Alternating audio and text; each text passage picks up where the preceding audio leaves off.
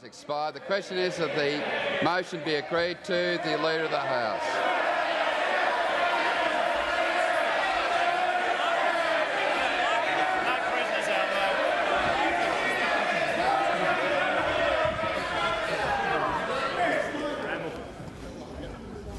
The member for Bowman will leave the chamber for 1 hour under 94A.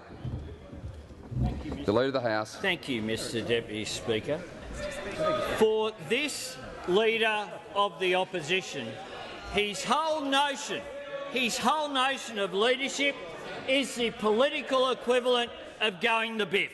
That is his whole way of acting. He has done for political discourse in this country what the Vuvuzela did for World Cup soccer during South Africa. What he is saying is that his very first commitment, if he is elected to office, is to give a tax break to 30 of the wealthiest companies in this country. People who are having super profits.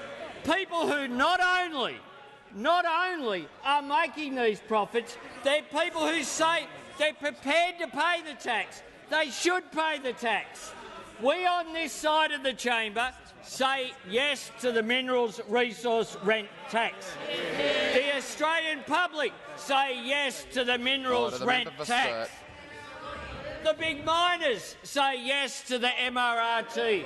The only people in Australia who say no Member for Calare is warned. And last night they said it 32 times. 32 times. But there's something that's very interesting, Mr Speaker. As everyone would know, there was no gagging of the debate last night. Everyone had an opportunity to make a contribution. But there's one person who did not make a contribution to the debate on the minerals resource rent tax, and that is the Leader of the Opposition. Couldn't get to his feet, not yesterday, not the day before, not when we introduced the legislation, not one word during the debate did he have to make a contribution. And yet he says this is the most important issue facing Australia. Couldn't be bothered getting to his feet. Slept through the economic stimulus plan vote. And last night, had to have a person either side of him to nudge him and wake him up during last night's divisions. You had the chief opposition whip on one side and the manager of opposition business on the other, nudging him every 10 minutes to get him to wake up, having slept through the economic stimulus plan. But of course he's got form, Mr Speaker, because he couldn't be bothered speaking on the minerals resource rent tax legislation. But when the carbon price came to a vote in the Senate, remember the other big piece of legislation? He was on a plane to Europe. Where he told them that the Australian economy, led by this Prime Minister and this Treasurer, was the envy of the industrialised world. That is what he had to say overseas. And it stands in stark contrast, Mr Speaker, to their behaviour in this House.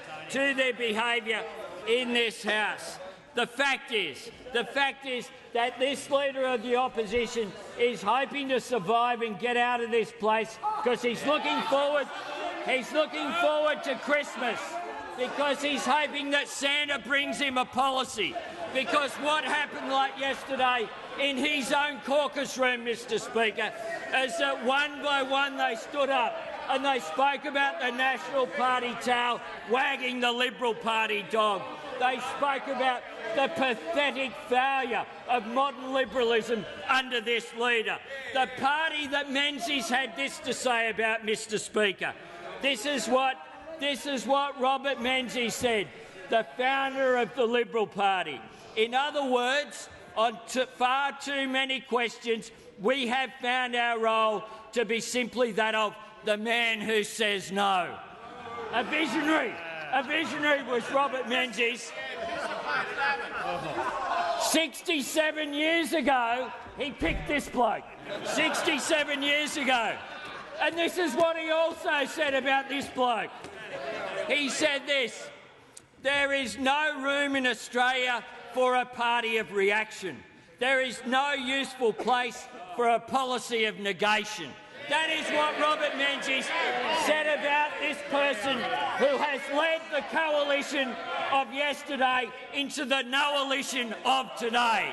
The no-alition who have just one policy to every issue. No, no, no, no, no. And we heard it 32 times last night, Mr Speaker. And so desperate were they, Mr Speaker, that you had the unprecedented action from the opposition of moving divisions and having counts on third readings of legislation. That's how strong they were in their opposition to big miners being taxed. That's how strong they were in making sure that they want to go to the next election and they're going to say that for those people who've had the income tax-free threshold lifted from $6,000 to $18,000, they're going to bring it back in. They're going to put 1 million people back into the income tax system, the lowest paid Australians in this country. Put them back into the tax system. Why? So that BHP and Rio Tinto and the big miners who say they can pay more will get a tax cut. What a disgrace. And that's on top of the fact that they're going to increase company tax for Australia's 2.7 small businesses, Mr Speaker. That is the policy. That is the policy that the member they for North have. Sydney. And last night, Mr Speaker, we saw the farce of them having a bit of a focus group, and maybe it came through. Maybe they've been a little bit too negative. Maybe we need to have a bit of a nuance. So we saw the little nuance with regard to superannuation. We saw the nuance.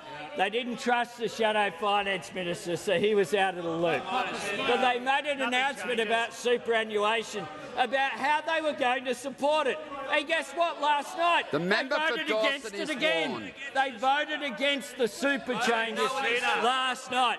This is a person who was saying no in his sleep, because we know that's the case, Mr Speaker, because we saw it last night. We saw it last night. There he was, asleep on the front bench. He only woke up to say no, no. It was unbelievable, Mr Speaker. For 2.5 hours, that's what we saw last night. This is someone who thinks that he'll sleepwalk into office, Mr Speaker. Well, I've got news for him. The Australian people are better than that. We're a country that believes in fairness. We're a country that understands the importance of superannuation. We're a country that understands the importance of giving tax breaks for low-income earners, of giving tax breaks to companies, of stimulating our economy. This is a government that's proud of the fact that we've created 770,000 jobs since we came to office, including 100,000 in the last year. But the hypocrisy, Mr Speaker, while they were out there voting against all this, this is what they say about regional infrastructure.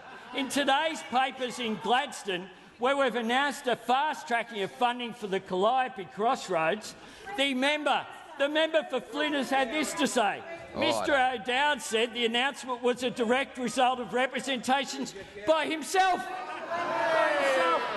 Well, I checked the records. He hasn't written me a letter. He hasn't had a meeting. He hasn't picked up a phone call. I know who he is vaguely, Mr Speaker, but I've never had a conversation with him in my life. And I don't plan to have one soon, Mr Speaker, because if this is the sort of pathetic performance that they have, Mr Speaker, of opposing all the funding, they oppose everything, but then they try and get their snout in the trough to get every bit of funding they can, and then they claim credit for it. Well, Mr Speaker, we've got 2 years to go.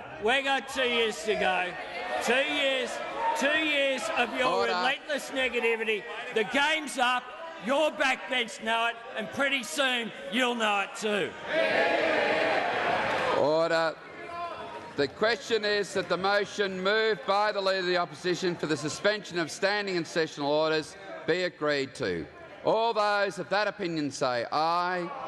Contrary, no. I think the noes have it. Division required. Division required. Ring the bells for 4 minutes. The House is now voting on the motion by the Leader of the Opposition, Tony Abbott, for the suspension of standing orders to allow him to move a censure motion against the Prime Minister, Julia Gillard.